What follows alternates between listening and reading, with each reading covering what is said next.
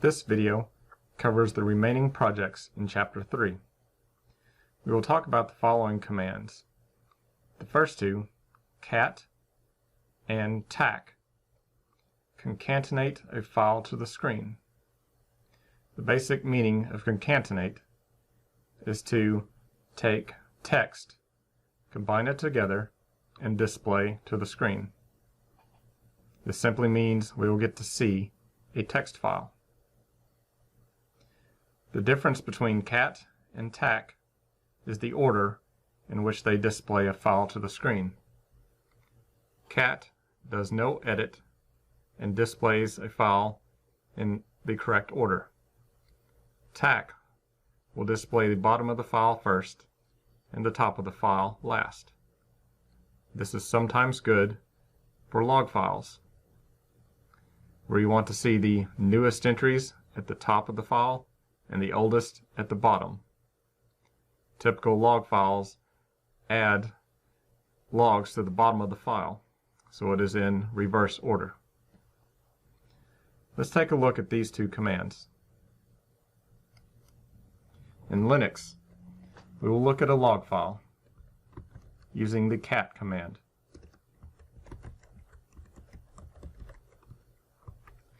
If you type the command as shown on the screen, you will see a log file in normal order.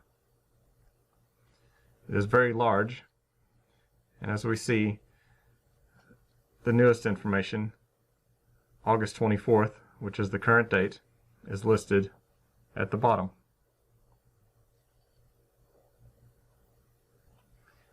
Now to view it in reverse order, I'll clear my screen, and this time I will use tac.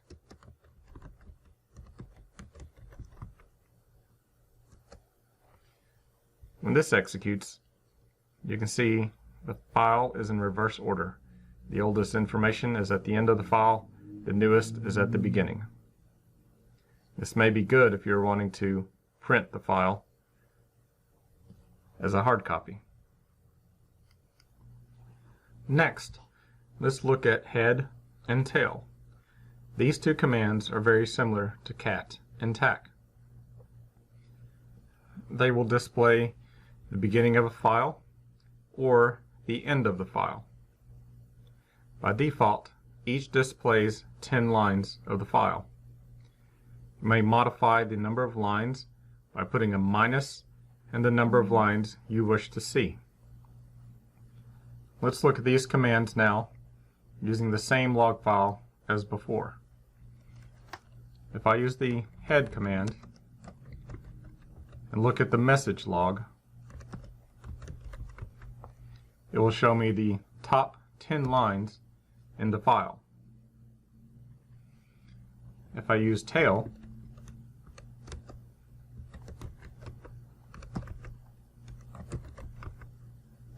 I will see the last 10 lines of the file. Notice the dates.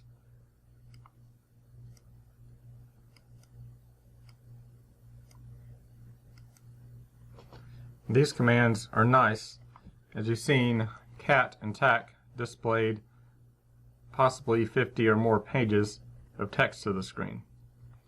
Normally, if something is going bad, it is either happening right now and you want to look at the end of the log file for errors, or something has been going on for a long time, so you're wanting to see the top of the file using head. I will now clear the screen, and we will use the tail command to look at the last 4 lines of the file.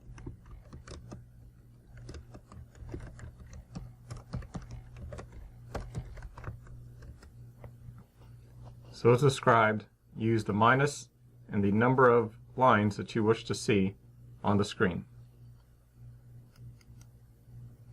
The next two commands are strings and OD. These commands are not very common unless you are doing forensics or advanced troubleshooting of a system. They are to view the contents of a program or binary file. Let's use the strings command to view any text that are contained within the ls program. If you remember from a previous video, ls lists directories or files to the screen. The ls command is located under the bin directory. As we can see, within the program there are several ASCII text characters that it was able to pull to the screen. All of the binary code that is used to run on the CPU is ignored and not displayed. If you want to see some of the binary code, you may use the head command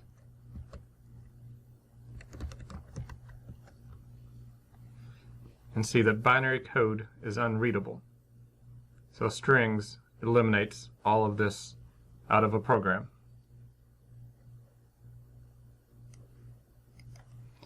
Now let's look at the OD command.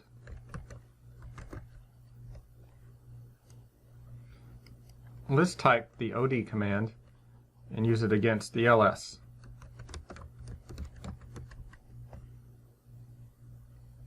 When we look, we see that the file is displayed in octal. This does not give us very much information. You may also display the file in hexadecimal format by using the -X switch.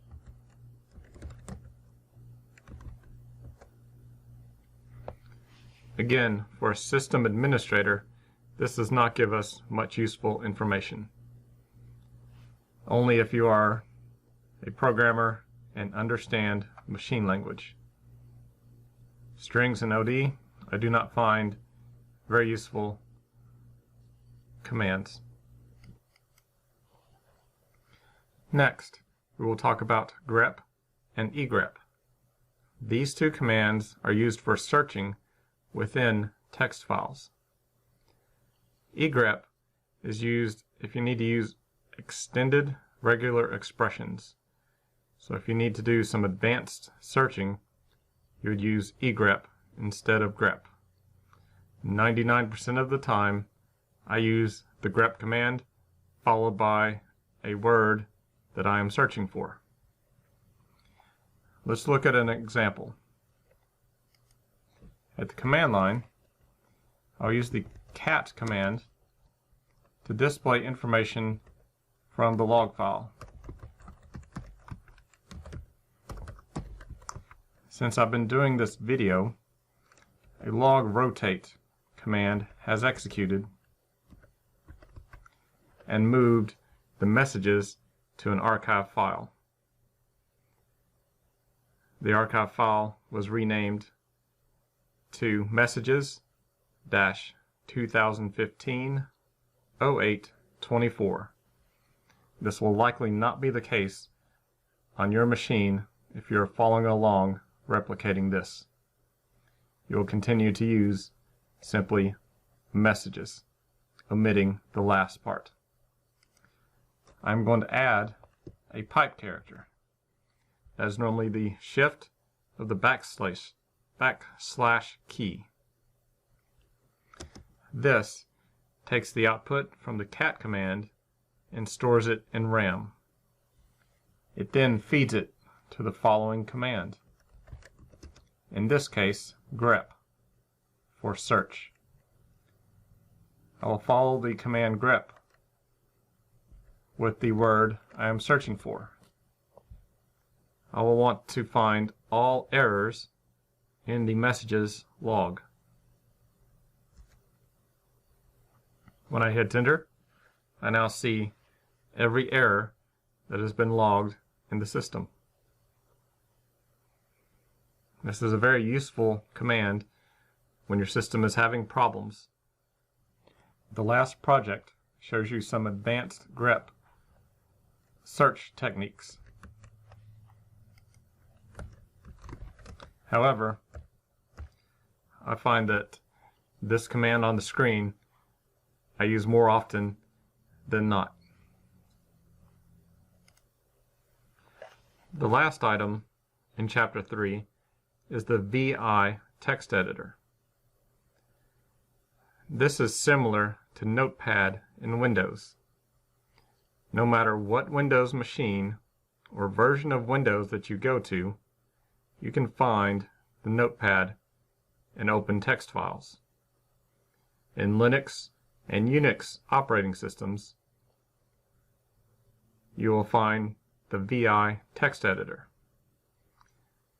It is command-driven and difficult to learn at first, but if you are going to be a Unix or Linux administrator, you must learn this command.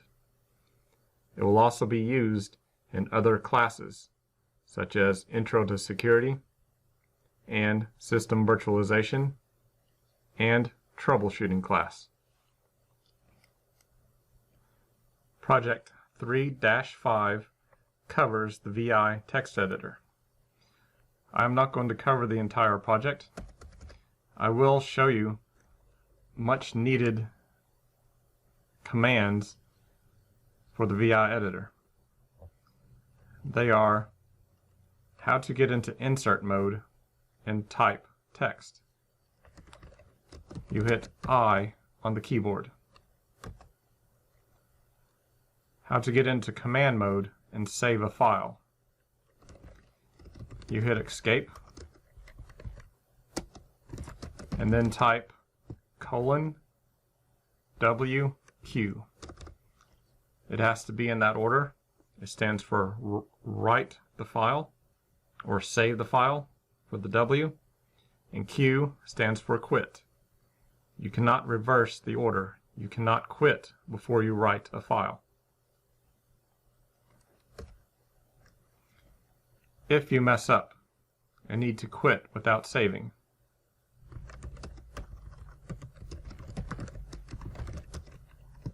you use a :Q exclamation point. Stands for quit without saving. These are the most important aspects of the VI editor.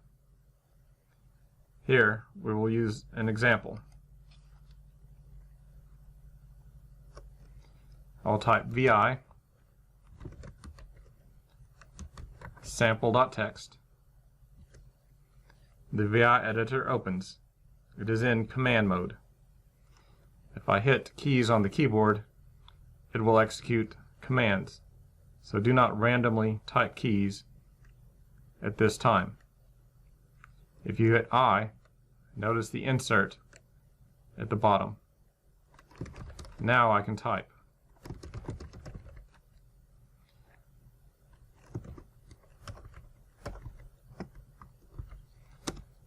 Notice I can even type :WQ on the screen. If I hit escape, note the insert disappears. If I type :WQ, it now shows up in the lower left corner. I hit enter, the file is saved. I can use cat to view the file.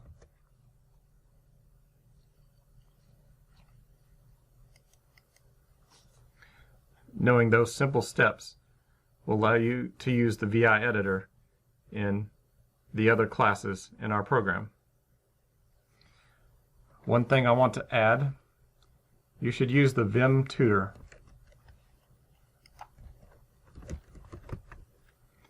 You simply type VIM tutor. This auto opens up a tutorial program, and you should go through the first few sections to learn about VI beyond Project 3-5.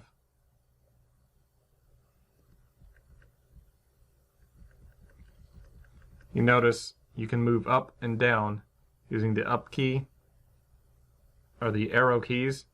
You may also use the H, K, L, and J keys if you're in command mode.